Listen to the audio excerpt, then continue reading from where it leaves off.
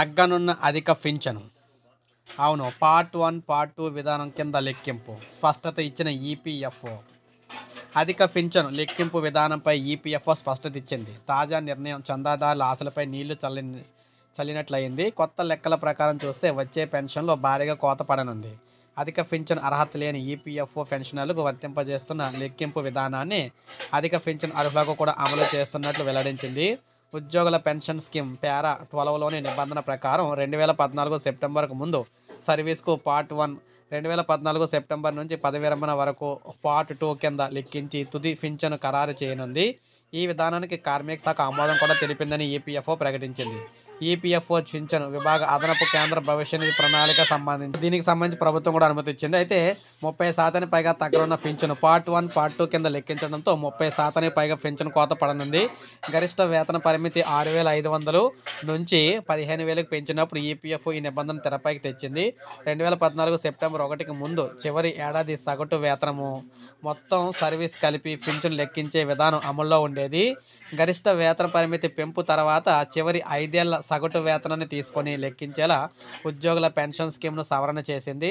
తర్వాత 5 ఏళ్ల సగటు కాకుండా తమాషా పేరిట పార్టుల విధానాన్ని తెచ్చింది. ఉద్యోగులు చేరినప్పటి నుంచి 2014 సెప్టెంబర్ 1 నాటికి సర్వీస్ కాలానికి అప్పటి వార్షిక సగటు వేతనంపై ఆ సర్వీస్ ప్రకారం లెక్కించి పార్ట్ 1గా ఖరారు చేస్తుంది.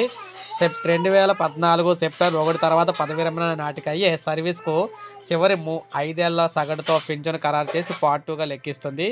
ఈ రెండు కలిపి పూర్తి పింఛనుగా అయితే ఇస్తుందన్నమాట. అంటే 2 విధానాలు అయితే తీసుకొచ్చారు, పార్ట్ 1, పార్ట్ 2 అని చెప్పేసి. అయితే పూర్తి పింఛను చెల్లించాలని డిమాండ్ అయితే చేస్తున్నారు. పింఛను నిధికి నగదు జమ చేస్తున్నప్పుడు గరిష్ట వేతన పరిమితి ప్రస్తావన లేనందున పార్ట్ 1, పార్ట్ 2 కాకుండా 2014 సెప్టెంబర్ 1కి ముందు ఉన్న నిబంధన అమలు చేయాలని కార్మిక సంఘాలు కోరుతూ ఉన్నాయి.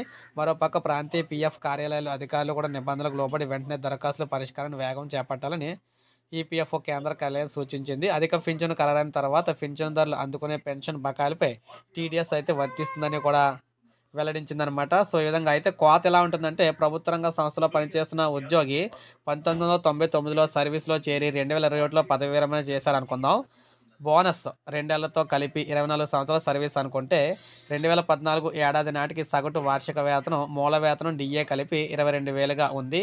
పదవి విరమణ నాటికి చివరి 5 ఏళ్ల సగటు వేతనం 40,000గా ఉంది. చివరి 5 ఏళ్ల వేతన సగటుతో పింఛను లెక్కిస్తే 13,714 చేతికి అందాలి. కానీ పార్ట్ 1, పార్ట్ 2 కింద లెక్కించడంతో పార్ట్ 1 కింద 5,342, పార్ట్ 2 కింద 4,000 మొత్తం కలిపి 9,342గా ఖరారైంది. అంటే నెలకు 4,372 పింఛను అయితే కోత పడుతుందన్నమాట.